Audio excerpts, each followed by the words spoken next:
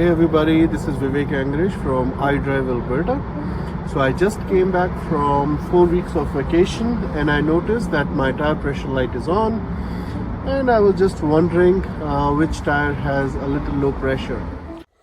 Because of pressure change, the tires can be either overinflated or underinflated, resulting the uneven tread wear.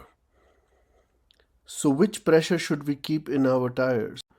Always follow the recommendation of the car manufacturer, because that is recommended based on the weight of the vehicle and not the side of the tire, because tires are designed for different vehicles.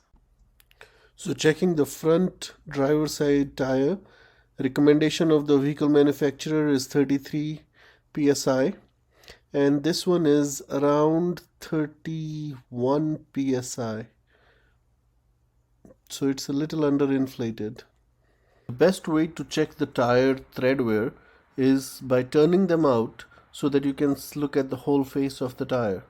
If the tread wear is even on all sides and the center, then you're good.